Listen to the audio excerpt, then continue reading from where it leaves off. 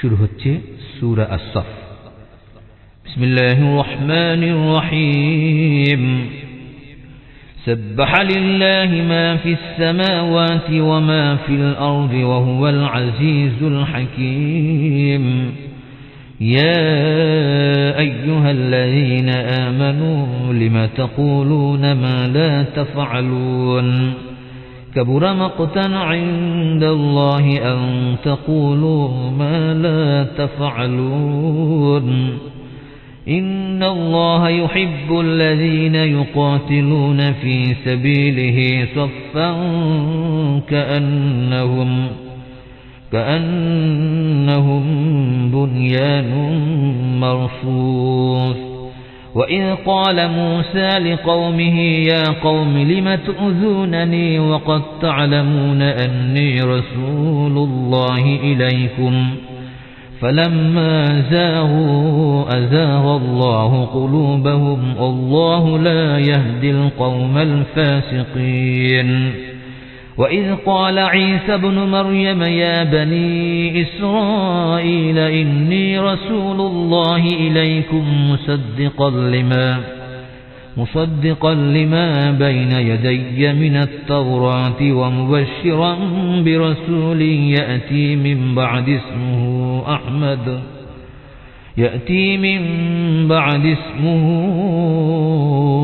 أحمد. فلما جاءهم بالبينات قالوا هذا سحر مبين. ومن أظلم ممن افترى على الله الكذب وهو يدعى إلى الإسلام والله لا يهدي القوم الظالمين. يريدون ليطفئوا نور الله بأفواههم والله متم نوره ولو كره الكافرون.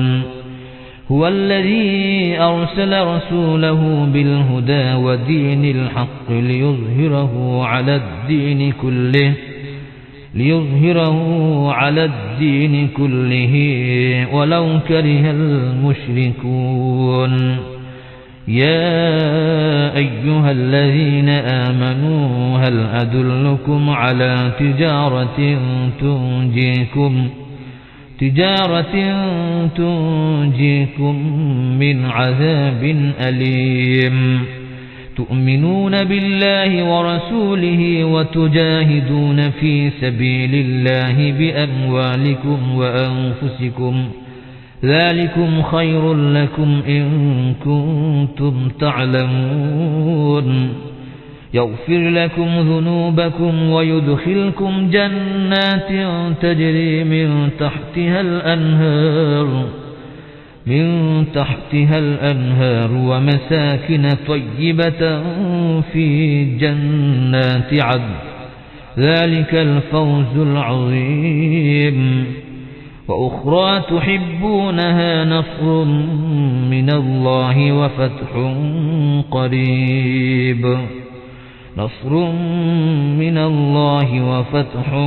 قريب وبشر المؤمنين.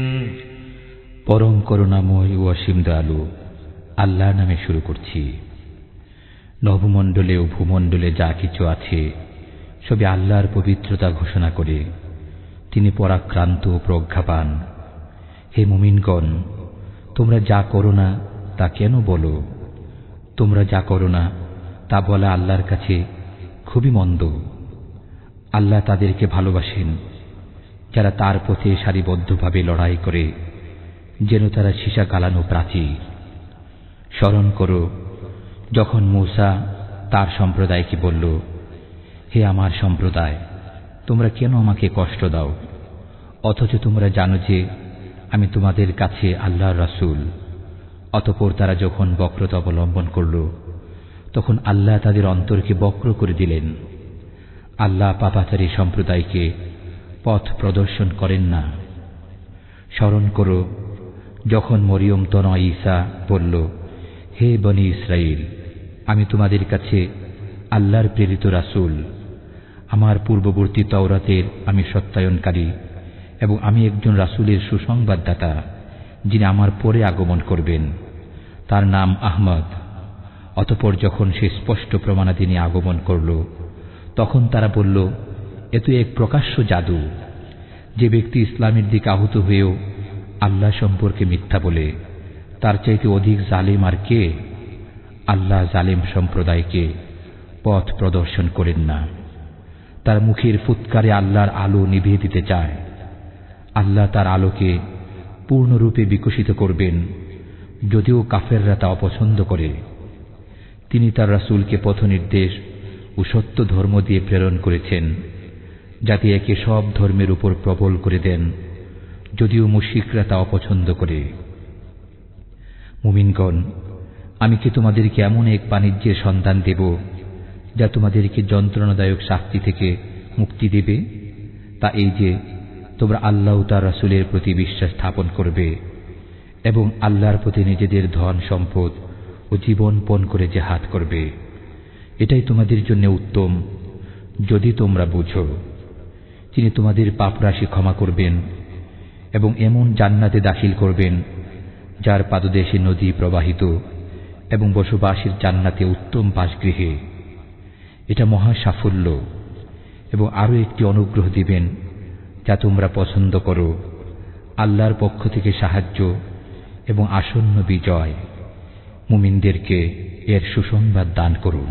يا أيها الذين آمنوا كونوا أنصار الله كما قال عيسى ابن مريم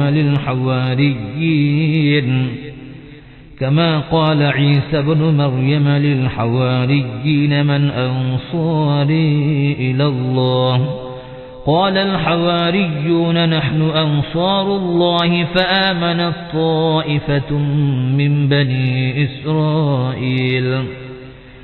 بني إسرائيل وكفرت طائفة فأيدنا الذين آمنوا على عدوهم فأصبحوا ظاهرين।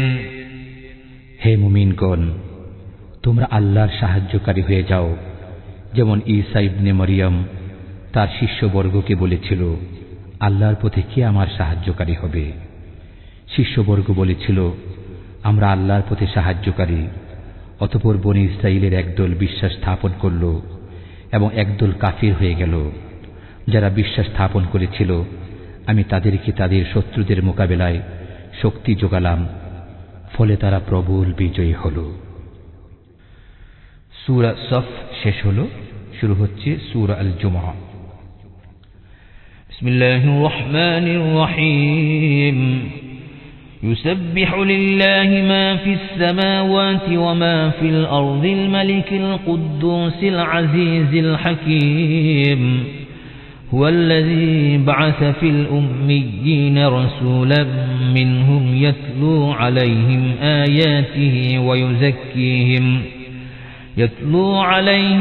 آياته ويزكيهم ويعلمهم الكتاب والحكمة وإن كانوا من قبل لفي ضلال مبين وآخرين منهم لما يلحقوا بهم وهو العزيز الحكيم ذلك فضل الله يؤتيه من يشاء والله ذو الفضل العظيم مثل الذين حملوا التوراة ثم لم يحملوها كمثل الحمار يحمل أسفارا بئس مثل القوم الذين كذبوا بآيات الله والله لا يهدي القوم الظالمين قل يا أيها الذين هادوا إن زعمتم أنكم أولياء لله من دون الناس فتمنوا الموت إن كنتم صادقين পরম করুণাময় ও অসীম দয়ালু আল্লাহর নামে শুরু করছি।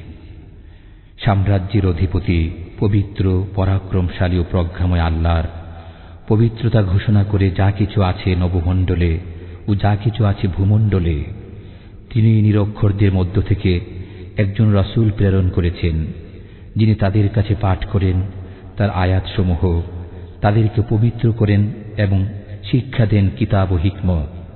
ইতিপূর্বে তারা ছিল ঘোর পথভ্রষ্টতায় লিপ্ত।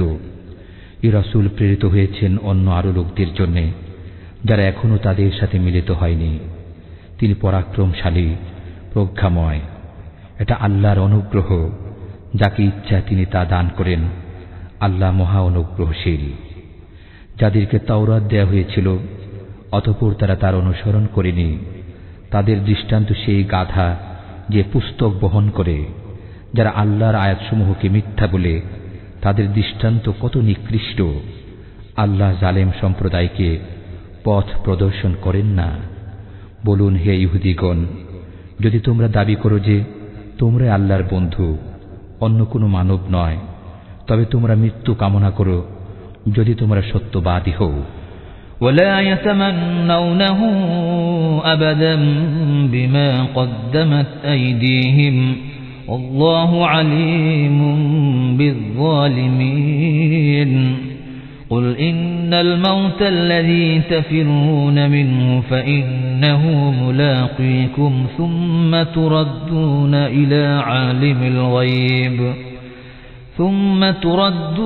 إلى عالم الغيب والشهادة فينبئكم بما كنتم تعملون يا أيها الذين آمنوا إذا نودي للصلاة من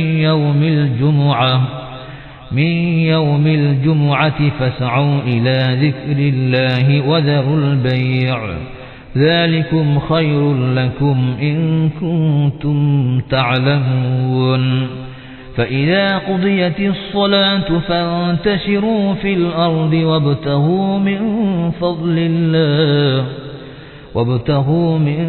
فضل الله واذكروا الله كثيرا لعلكم تفلحون وإذا رأوا تجارة أو لهوا انفضوا إليها وتركوك قائما قل ما عند الله خير من اللهو ومن التجارة والله خير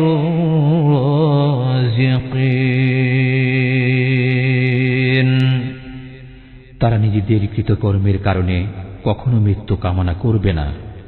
আল্লাহ জালেমদের সম্পর্কে সম্যক অবগত আছেন। বলুন, তোমরা যে মৃত্যু থেকে পলায়ন পর সেই মৃত্যু অবশ্যই তোমাদের মুখোমুখি হবে। অতঃপর তোমরা অদৃশ্য দৃশ্যের জ্ঞানে আল্লাহর কাছে উপস্থিত হবে।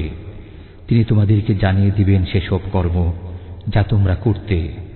হে মুমিনগণ, জুমার দিনে যখন নামাজের আজান দেয়া হয় তখন তোমরা আল্লাহর স্মরণের পানে তরা করো এবং বেচাকেনা বন্ধ করো। এটা তোমাদের জন্য উত্তম যদি তোমরা তা বুঝো। অতঃপর নামাজ সমাপ্ত হলে তোমরা পৃথিবীতে ছড়িয়ে পড়ো এবং আল্লাহর অনুগ্রহ তালাশ করো ও আল্লাহকে অধিক স্মরণ করো, যাতে তোমরা সফল কাম হও। তারা যখন কোনো ব্যবসায়ের সুযোগ অথবা ক্রীড়া কৌতুক দেখে তখন আপনাকে দাঁড়ানো অবস্থায় রেখে তারা সেদিকে ছুটে যায়। বলুন, আল্লাহর কাছে যা আছে তা ক্রীড়া কৌতুক ও পার্থিব ব্যবসা অপেক্ষা উৎকৃষ্ট। আল্লাহ সর্বোত্তম রিজিক দাতা। সূরা আল জুমআ শেষ হলো, শুরু হচ্ছে সূরা আল মুনাফিকুন। বিসমিল্লাহির রহমানির রহিম إذا جاءك المنافقون قالوا نشهد إنك لرسول الله والله يعلم إنك لرسوله والله يشهد إن المنافقين لكاذبون اتخذوا أيمانهم جنة فصدوا عن سبيل الله إنهم ساء ما كانوا يعملون ذلك بأنهم آمنوا ثم كفروا فطبع على قلوبهم فهم لا يفقهون পরম করুণাময় অসীম দয়ালু আল্লাহর নামে শুরু করছি। মুনাফিকরা আপনার কাছে এসে বলে, আমরা সাক্ষ্য দিচ্ছি যে আপনি নিশ্চয়ই আল্লাহর রাসূল। আল্লাহ জানেন যে আপনি অবশ্যই আল্লাহর রাসূল, এবং আল্লাহ সাক্ষ্য দিচ্ছেন যে মুনাফিকরা অবশ্যই মিথ্যাবাদী। তারা তাদের শপথসমূহকে ঢাল রূপে ব্যবহার করে, অতঃপর তারা আল্লাহর পথে বাধা সৃষ্টি করে। তারা যা করছে তা খুবই মন্দ। এটা এই জন্যে যে তারা বিশ্বাস করার পর পুনরায় কাফের হয়েছে, ফলে তাদের অন্তরে মুহুর মেরে দেওয়া হয়েছে। অতএব তারা বুদ্ধিমান নয়। وَإِذَا رَأَيْتَهُمْ تُعْجِبُكَ أَجْسَامُهُمْ وَإِنْ يَقُولُوا تَسْمَعْ لِقَوْلِهِمْ كَأَنَّهُمْ خُشُبٌ مُّسَنَّدَةٌ يَحْسَبُونَ كُلَّ صَيْحَةٍ عَلَيْهِمْ هُمُ الْعَدُوُّ فَاحْذَرْهُمْ قَاتَلَهُمُ اللَّهُ أَنَّى يُؤْفَكُونَ وَإِذَا قِيلَ لَهُمْ تَعَالَوْا يَسْتَغْفِرْ لَكُمْ رَسُولُ اللَّهِ لَوَّوْا رُؤُوسَهُمْ أَرَأَيْتَهُمْ يَسُدُّونَ وَهُمْ مُسْتَكْبِرُونَ سَوَاءٌ عَلَيْهِمْ أَسْتَغْفَرْتَ لَهُمْ أَمْ لَمْ تَسْتَغْفِرْ لَهُمْ لَن يَغْفِرَ اللَّهُ لَهُمْ إِنَّ اللَّهَ لَا يَهْدِي الْقَوْمَ الْفَاسِقِينَ هم الذين يقولون لا تنفقوا على من عند رسول الله حتى ينفضوا ولله خزائن السماوات والأرض ولكن المنافقين لا يفقهون يقولون لئن رجعنا إلى المدينة ليخرجن الأعز منها الأذل ولله العزة ولرسوله وللمؤمنين ولكن المنافقين لا يعلمون يا أيها الذين آمنوا لا تلهكم أموالكم ولا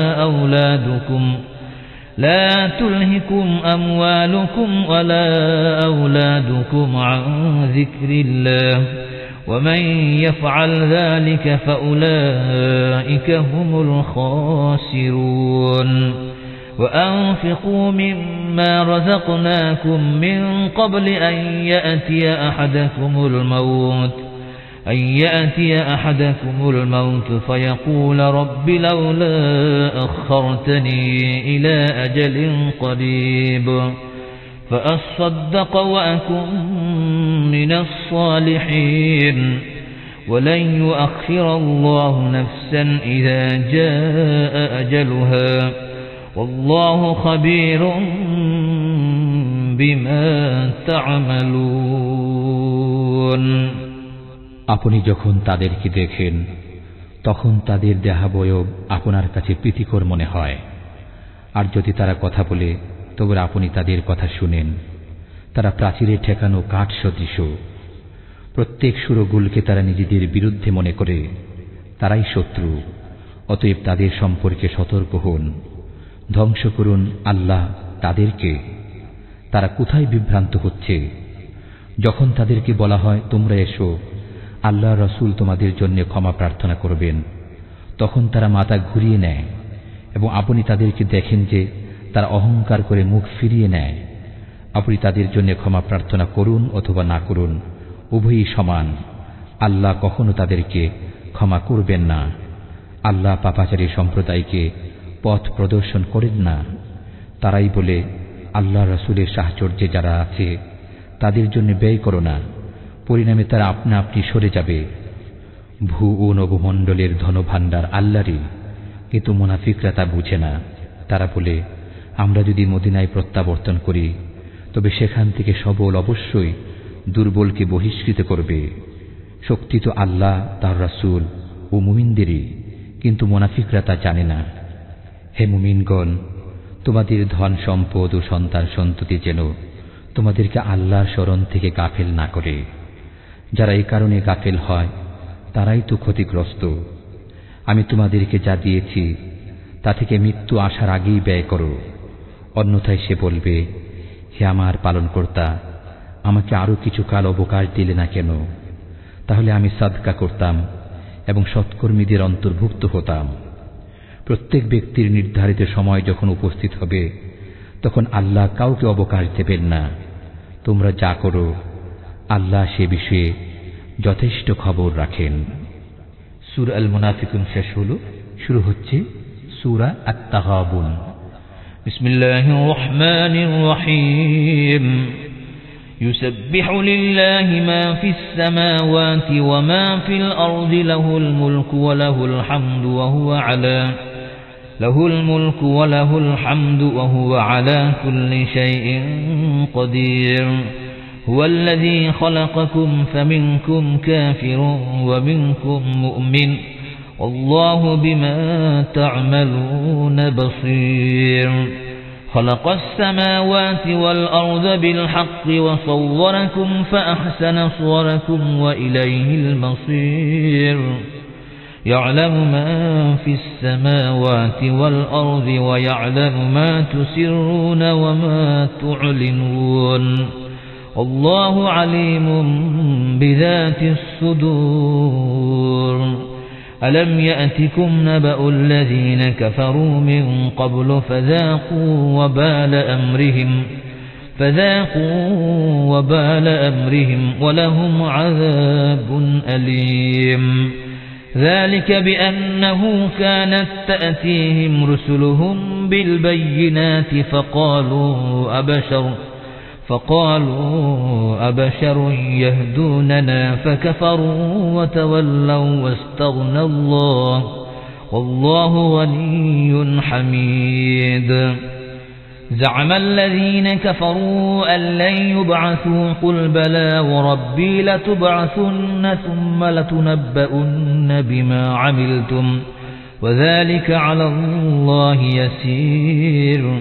فآمنوا بالله ورسوله والنور الذي أنزلنا والله بما تعملون خبير. পরম করুণাময় ও অসীম দয়ালু আল্লাহর নামে শুরু করছি। নবমণ্ডল ও ভূমণ্ডলে যা কিছু আছে সবই আল্লাহর পবিত্রতা ঘোষণা করে। রাজত্ব তারই এবং প্রশংসা তারই। তিনি সর্ববিষয়ে সর্বশক্তিমান।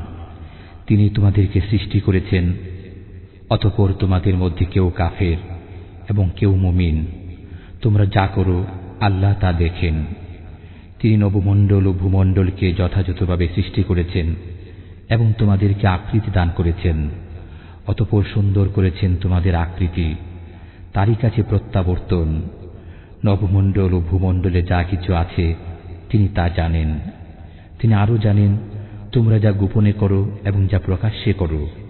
আল্লাহ অন্তরের বিষয়াদি সম্পর্কে সম্যক অবগত। তোমাদের পূর্বে যারা কাফির ছিল তাদের বৃত্তান্ত কি তোমাদের কাছে পৌঁছেনি? তারা তাদের কর্মের শাস্তি আস্বাদন করেছে এবং তাদের জন্য রয়েছে যন্ত্রণাদায়ক শাস্তি। এটা এ কারণে যে তাদের কাছে তাদের রাসূলগণ প্রকাশ্য নিদর্শনাবলী সহ আগমন করলে তারা বলতো, মানুষই কি আমাদেরকে পথ প্রদর্শন করবে? অতঃপর তারা কাফির হয়ে গেল এবং মুখ ফিরিয়ে নিল। এতে আল্লাহর কিছু আসে যায় না। আল্লাহ অমুখাপেক্ষী, প্রশংসাময়। কাফেররা দাবি করে যে তারা কখনো পুনরুত্থিত হবে না। বলুন, অবশ্যই হবে। আমার পালনকর্তার কসম, তোমরা নিশ্চয়ই পুনরুত্থিত হবে। অতঃপর তোমাদেরকে অবহিত করা হবে যা তোমরা করতে। এটা আল্লাহর পক্ষে সহজ। অতএব তোমরা আল্লাহ, তার রাসূল এবং অবতীর্ণ নূরের প্রতি বিশ্বাস স্থাপন করো। তোমরা যা করো সে বিষয়ে আল্লাহ সম্যক অবগত আছেন। يوم يجمعكم ليوم الجمع ذلك يوم التغابن ومن يؤمن بالله ويعمل صالحا يكفر عنه سيئاته صالحا يكفر عنه سيئاته ويدخله جنات تجري من تحتها الأنهار خالدين فيها أبدا ذلك الفوز العظيم والذين كفروا وكذبوا بآياتنا أولئك أصحاب النار خالدين فيها وبئس المصير ما أصاب من مصيبة إلا بإذن الله ومن يؤمن بالله يهد قلبه الله بكل شيء عليم وأطيعوا الله وأطيعوا الرسول فإن توليتم فإنما على رسولنا البلاغ المبين الله لا إله إلا هو وعلى الله فليتوكل المؤمنون يا أيها الذين آمنوا إن من أزواجكم وأولادكم عدوا لكم فاحذروهم وإن تعفوا وتصفحوا وتغفروا فإن الله غفور رحيم إنما أموالكم وأولادكم فتنة والله عنده أجر عظيم فاتقوا الله ما استطعتم واسمعوا وأطيعوا وأنفقوا خيرا لأنفسكم ومن يوق شح نفسه فأولئك هم المفلحون إن تقرضوا الله قرضا حسنا يضاعفه لكم ويغفر لكم والله شكور حليم عالم الغيب والشهادة العزيز الحكيم সেদিন অর্থাৎ হাসরের দিন আল্লাহ তোমাদেরকে সমবেত করবেন। এদিন হার জিতের দিন। যে ব্যক্তি আল্লাহর প্রতি বিশ্বাস স্থাপন করে এবং সৎকর্ম সম্পাদন করে আল্লাহ তার পাপসমূহ মোচন করবেন এবং তাকে জান্নাতে দাখিল করবেন, যার তলদেশে নির্ঝরিণী সমূহ প্রবাহিত হবে, তারা তথায় চিরকাল বসবাস করবে। এটাই মহা সাফল্য। আর যারা কাফের এবং আমার আয়াতসমূহকে মিথ্যা বলে তারাই জাহান্নামের অধিবাসী, তারা তথায় অনন্তকাল থাকবে। এটা কতই না মন্দ প্রত্যাবর্তন স্থল। আল্লাহর নির্দেশ ব্যতি রেখে কোনো বিপদ আসে না, এবং যে আল্লাহর প্রতি বিশ্বাস করে তিনি তার অন্তরকে সৎ পথ প্রদর্শন করেন। আল্লাহ সর্ববিষয়ে সম্যক পরিজ্ঞাত। তোমরা আল্লাহর আনুগত্য করো এবং রাসূলুল্লাহর আনুগত্য করো। যদি তোমরা মুখ ফিরিয়ে নাও তবে আমার রাসূলের দায়িত্ব কেবল খোলাখুলি পৌঁছে দেয়া। আল্লাহ তিনি ব্যতীত কোনো মাবুদ নেই। অতএব মুমিনগণ আল্লাহর উপর ভরসা করো। হে মুমিনগণ, তোমাদের কোনো কোনো স্ত্রী ও সন্তান সন্ততি তোমাদের দুশমন, অতএব তাদের ব্যাপারে সতর্ক থাকো। যদি মার্জনা করো, উপেক্ষা করো এবং ক্ষমা করো তবে আল্লাহ ক্ষমাশীল, করুণাময়। তোমাদের ধন সম্পদ ও সন্তান সন্ততি তো কেবল পরীক্ষা স্বরূপ, আর আল্লাহর কাছে রয়েছে মহা পুরস্কার। অতএব তোমরা যথাসাধ্য আল্লাহকে ভয় করো, শোনো, আনুগত্য করো এবং ব্যয় করো। এটা তোমাদের জন্য কল্যাণকর। যারা মনের কার্পণ্য থেকে মুক্ত তারাই সফল কাম। যদি তোমরা আল্লাহকে উত্তম ঋণ দান করো তিনি তোমাদের জন্য তা দ্বিগুণ করে দেবেন এবং তোমাদেরকে ক্ষমা করবেন। আল্লাহ কৃতজ্ঞময়, অত্যন্ত সহনশীল। তিনি দৃশ্য ও দৃশ্যের জ্ঞানী, মহাপরাক্রান্ত, প্রজ্ঞাময়। সূরা তাগাবুন শেষ হল, শুরু হচ্ছে সূরা আত-তালাক। বিসমিল্লাহির রহমানির রহিম। يا أيها النبي إذا طلقتم النساء فطلقوهن لعدتهن واتقوا الله ربكم لا تخرجوهن من بيوتهن ولا يخرجن إلا أن يأتين بفاحشة مبينة وتلك حدود الله ومن يتعد حدود الله فقد ظلم نفسه لا تدري لعل الله يحدث بعد ذلك أمرا فإذا بلغن أجلهن فأمسكوهن بمعروف أو فارقوهن بمعروف وأشهدوا ذوي عدل منكم وأقيموا الشهادة لله ذلكم يوعظ به من كان يؤمن بالله واليوم الآخر ومن يتق الله يجعل له مخرجا ويرزقه من حيث لا يحتسب ومن يتوكل على الله فهو حسبه إن الله بالغ أمره قد جعل الله لكل شيء قدرا واللائي يئسن من المحيض من نسائكم إن ارتبتم فعدتهن 3 أشهر والله لم يحضن وأولاة الأحمال أجلهن أن يضعن حملهن ومن يتق الله يجعل له من أمره يسرا ذلك أمر الله أنزله إليكم ومن يتق الله يكفر عنه سيئاته ويعظم له أجرا পরম করুণাময় ও অসীম দয়ালু আল্লাহর নামে শুরু করছি। হে নবী, তোমরা যখন স্ত্রীদেরকে তালাক দিতে চাও তখন তাদেরকে তালাক দিও ইদ্যতের প্রতি লক্ষ্য রেখে এবং ইদ্যত গণনা করো। তোমরা তোমাদের পালনকর্তা আল্লাহকে ভয় করো। তাদেরকে তাদের গৃহ থেকে বহিষ্কার করো না এবং তারাও যেন বের না হয় যদি না তারা কোনো সুস্পষ্ট নির্লজ্জ কাজে লিপ্ত হয়। এগুলো আল্লাহর নির্ধারিত সীমা। যে ব্যক্তি আল্লাহর সীমা লঙ্ঘন করে সে নিজেরই অনিষ্ট করে। সে জানে না হয়তো আল্লাহ তালাকের পর কোনো নতুন উপায় করে দেবেন।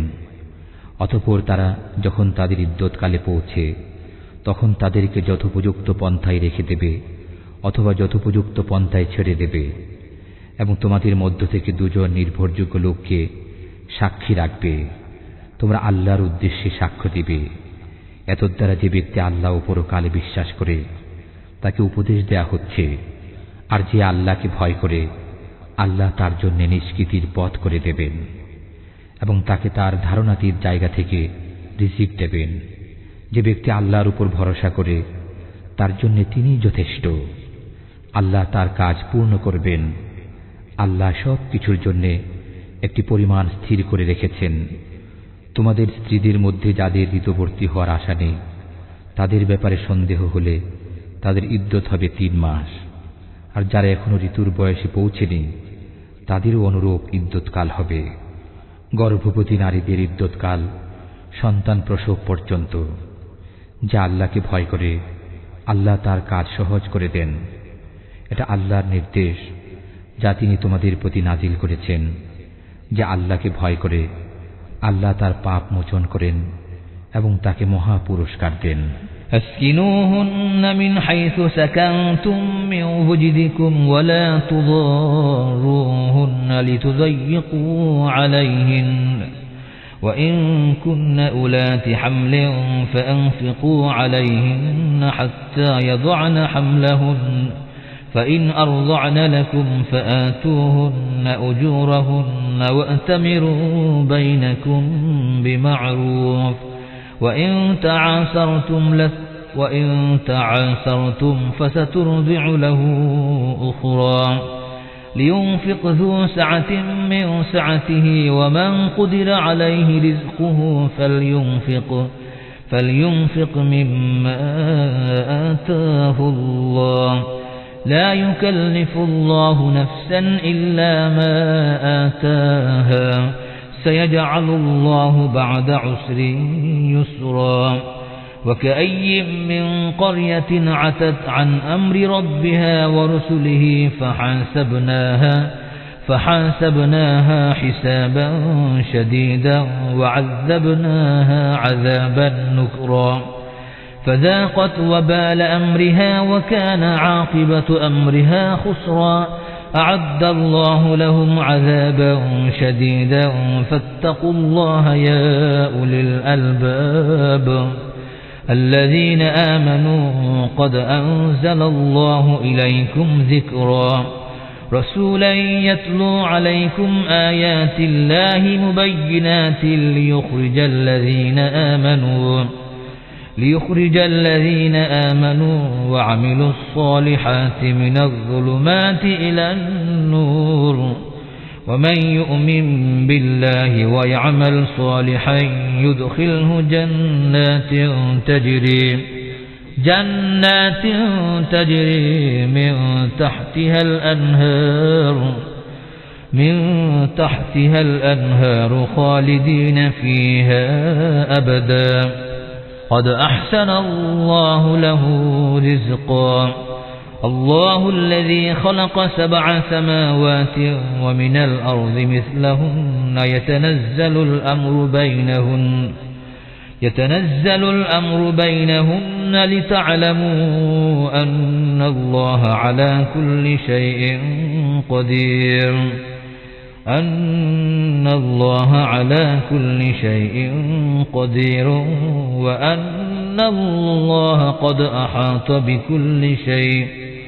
وأن الله قد أحاط بكل شيء علما তোমরা তোমাদের সামর্থ্য অনুযায়ী যেরূপ গৃহে বাস করো তাদেরকেও বসবাসের জন্য সেরূপ গৃহ দাও তাদেরকে কষ্ট দিয়ে সংকটাপন্ন করো না যদি তারা গর্ভবতী হয় তবে সন্তান প্রসব পর্যন্ত তাদের ব্যয়ভার বহন করবে যদি তারা তোমাদের সন্তানদেরকে স্তন্য দান করে তবে তাদেরকে প্রাপ্য পারিশ্রমিক দেবে এবং এ সম্পর্কে পরস্পর সংযতভাবে পরামর্শ করবে তোমরা যদি পরস্পর জেদ করো তবে অন্য নারী স্তন্য দান করবে বিত্তশালী ব্যক্তি তার বিত্ত অনুযায়ী ব্যয় করবে যে ব্যক্তি সীমিত পরিমাণে রিজিক প্রাপ্ত সে আল্লাহ যা দিয়েছেন তা থেকে ব্যয় করবে আল্লাহ যাকে যা দিয়েছেন তদপেক্ষা বেশি ব্যয় করার আদেশ কাউকে করেন না আল্লাহ কষ্টের পর সুখ দেবেন অনেক জনপদ তাদের পালনকর্তা ও তার রাসূলগণের আদেশ অমান্য করেছিল অতঃপর আমি তাদেরকে কঠোর হিসাবে ধৃত করেছিলাম এবং তাদেরকে ভীষণ শাস্তি দিয়েছিলাম অতঃপর তারা তাদের কর্মের শাস্তি আস্বাদন করল এবং তাদের কর্মের পরিণাম ক্ষতিই ছিল আল্লাহ তাদের জন্য যন্ত্রণাদায়ক শাস্তি প্রস্তুত রেখেছেন অতএব হে বুদ্ধিমানগণ যারা ঈমান এনেছ তোমরা আল্লাহকে ভয় করো আল্লাহ তোমাদের প্রতি উপদেশ নাজিল করেছেন একজন রাসূল যিনি তোমাদের কাছে আল্লাহর সুস্পষ্ট আয়াতসমূহ পাঠ করেন যাতে বিশ্বাসী ও সৎকর্মপরায়ণদের অন্ধকার থেকে আলোতে আনয়ন করেন যে আল্লাহর প্রতি বিশ্বাস স্থাপন করে ও সৎকর্ম সম্পাদন করে তিনি তাকে দাখিল করবেন জান্নাতে যার তলদেশে নদী প্রবাহিত তথায় তারা চিরকাল থাকবে আল্লাহ তাকে উত্তম রিজিক দেবেন আল্লাহ শক্ত আকাশ সৃষ্টি করেছেন এবং পৃথিবীও সেই পরিমাণে এসবের মধ্যে তার আদেশ অবতীর্ণ হয় যাতে তোমরা জানতে পারো যে আল্লাহ সর্বশক্তিমান এবং তিনি সব কিছুকে বেষ্টন করে আছেন সূরা তালাক শেষ হলো শুরু হচ্ছে সূরা আত-তাহরিম বিসমিল্লাহির রহমানির রহিম ইয়া আইয়ুহান নাবিয়্যু লিমা তুহাররিমু মা আহাল্লাল্লাহু লাকা তাবতাগী মারদাতা আজওয়াজিহি والله غفور رحيم قد فرض الله لكم تحلة أيمانكم والله مولاكم وهو العليم الحكيم وإذ أسر النبي إلى بعض أزواجه حديثا فلما نبأت به وأظهره الله عليه عرف بعضه وأعرض عن بعض فلما نبأها به قالت من أنبأك هذا قال نبأني العليم الخبير إن تتوبا إلى الله فقد صغت قلوبكما وإن تظاهر عليه فإن الله هو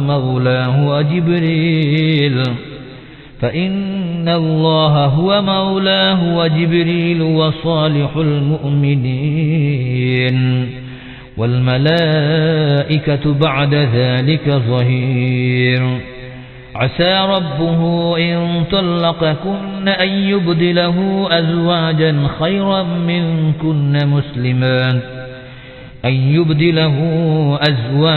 خيرا منكن مسلمات مؤمنات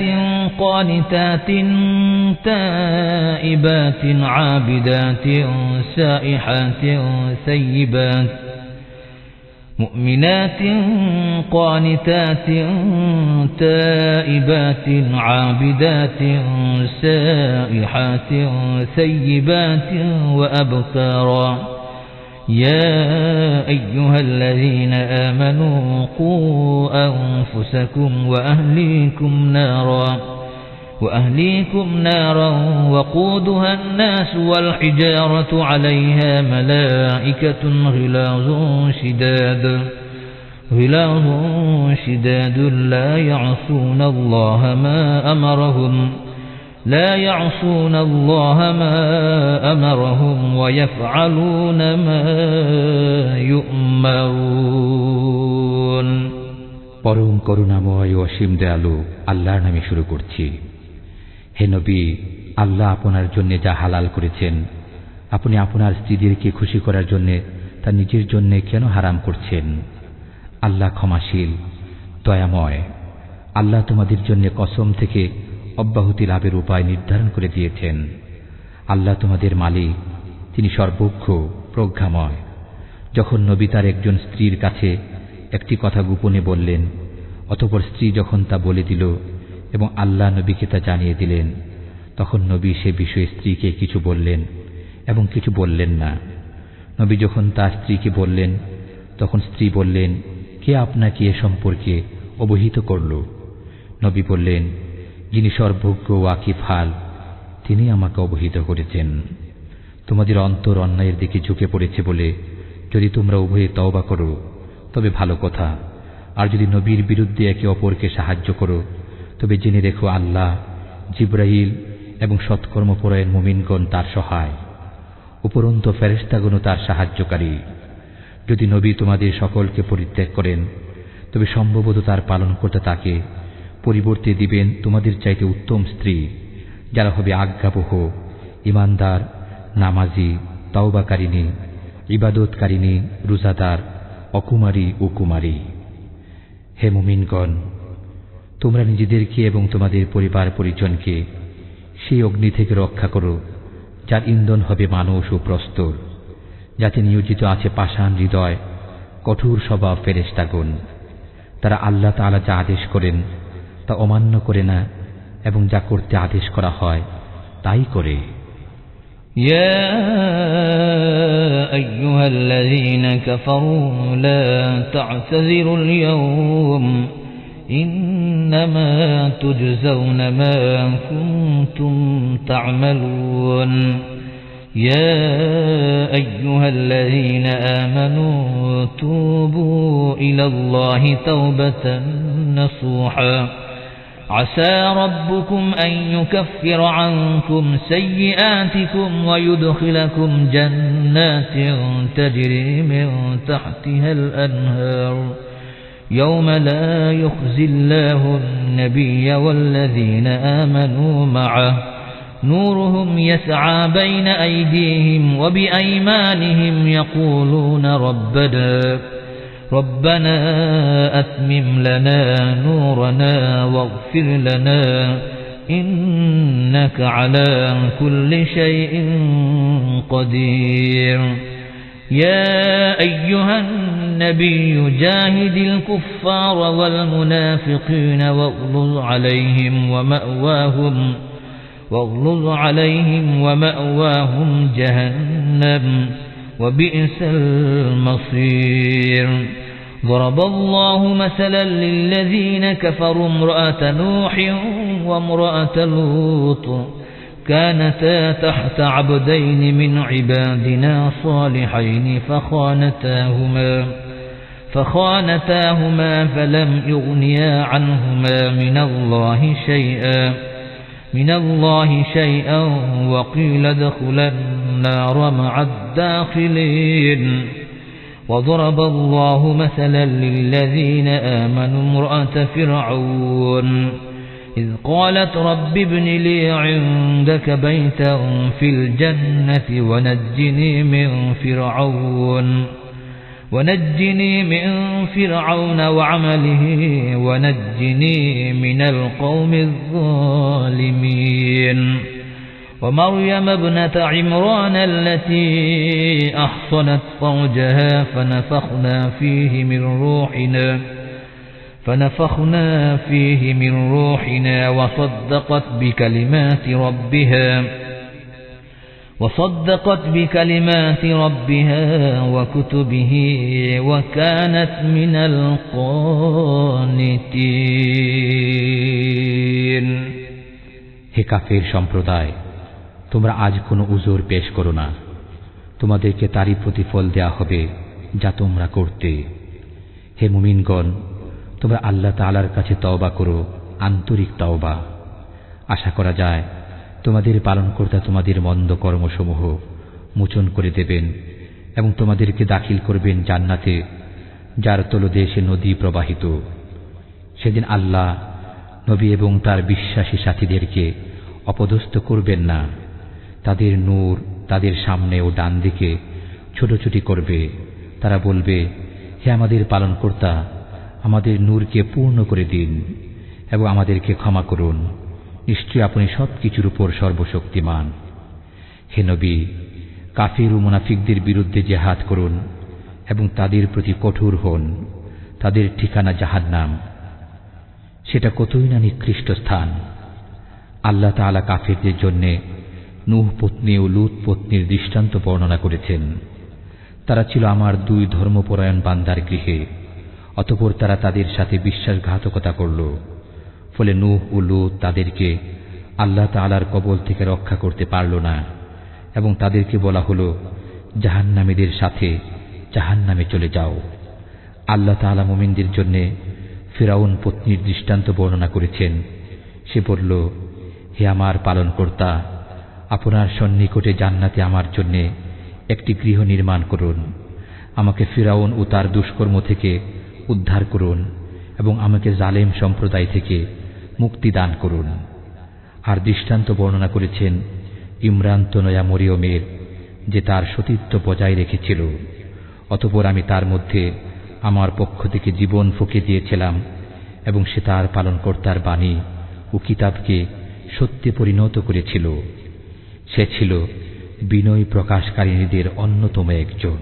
সাদাকাল্লাহুল আযীম ওয়া সাদাকা রাসূলুহুন নাবিয়্যুল কারীম। মহান আল্লাহ সত্য বলেছেন এবং সত্য বলেছেন তার সম্মানিত রাসূল। সূরা আত-তাহরিম শেষ হলো, সেই সাথে শেষ হলো 28 পারার তেলাওয়াত। সূরা আত-তাহরিম শেষ হলো, সেই সাথে শেষ হলো 28 পারার তেলাওয়াত। সূরা আত-তাহরিম শেষ হলো, সেই সাথে শেষ হলো 28 পারার তেলাওয়াত।